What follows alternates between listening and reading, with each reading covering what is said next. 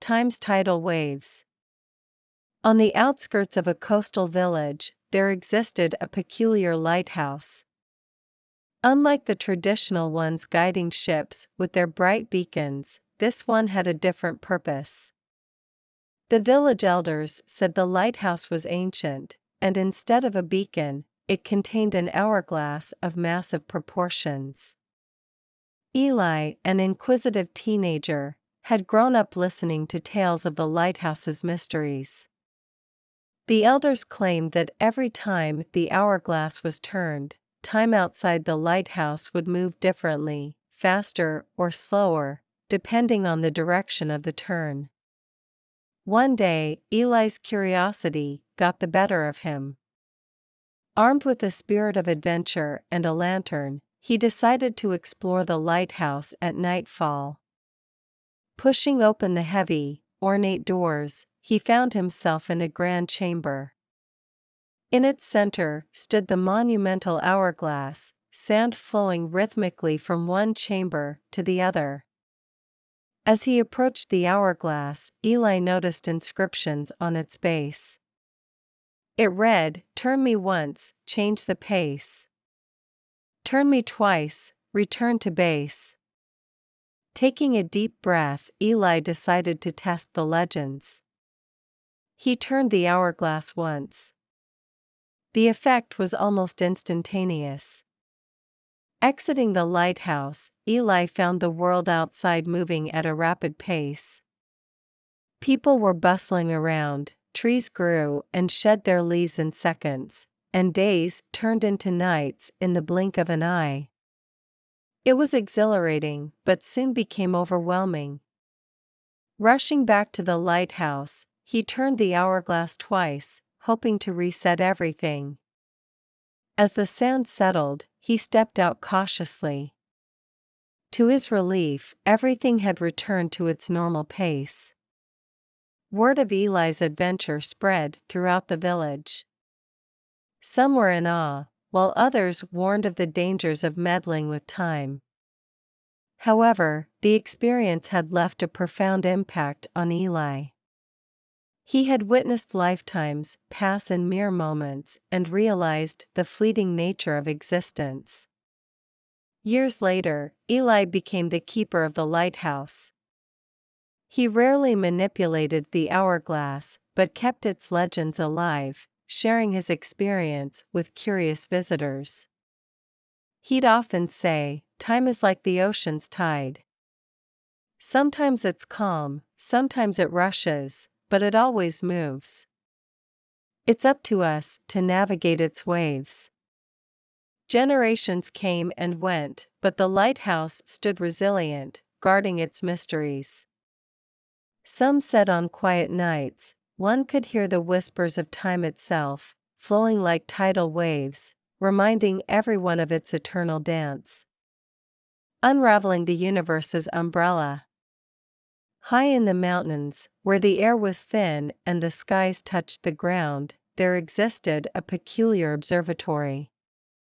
Unlike any other, its telescopes didn't point upwards, but horizontally, aiming at a specific point in the distant horizon.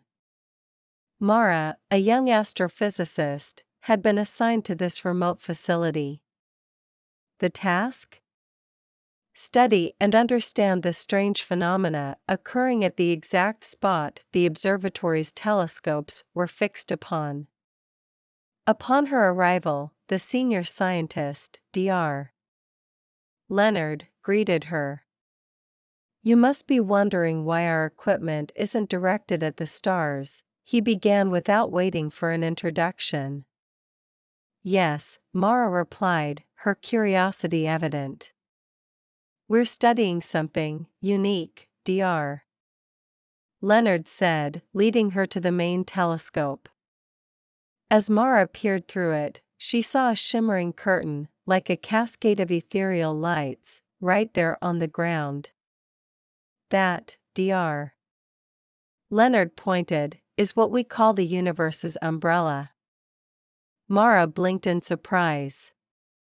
"But it's not in the sky. It's right there on the ground." Exactly, said Dr. Leonard. We believe it's a portal or a fold in spacetime, but its purpose or origin remains a mystery.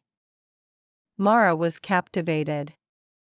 She spent days, then weeks, analyzing the readings and peering into the umbrella's iridescent veil.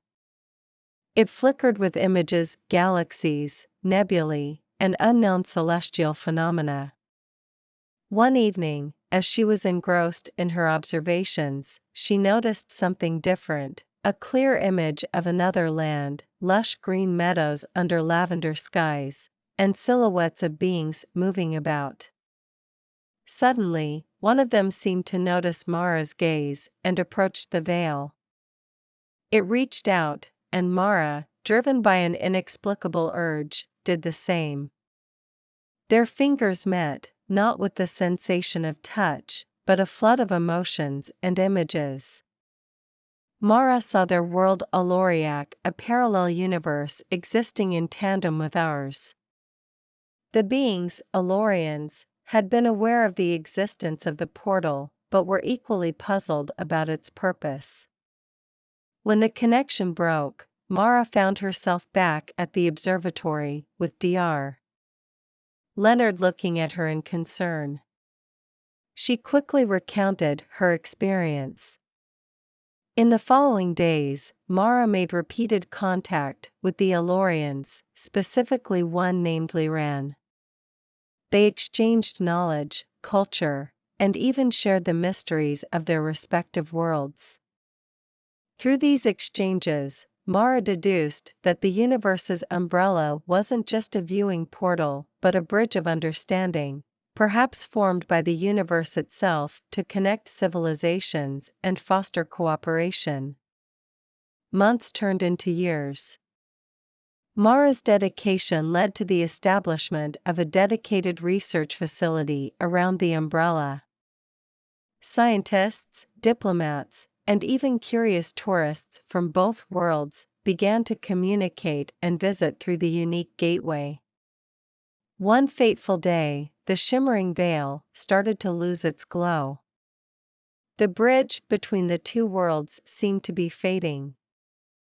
Despite their best efforts, Mara and the combined teams couldn't prevent its eventual closure. However, the legacy of the universe's umbrella lived on.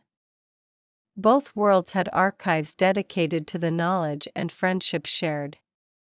They hoped that one day the universe would unveil another such umbrella, but until then, they cherished the memories, forever thankful for the brief connection they had made. Mara, now much older, often visited the now silent observatory, gazing at the horizon, remembering the days of wonder and her friend Liran. The umbrella might have closed, but the universe was vast, and Mara knew that there were more mysteries out there, waiting to be unraveled.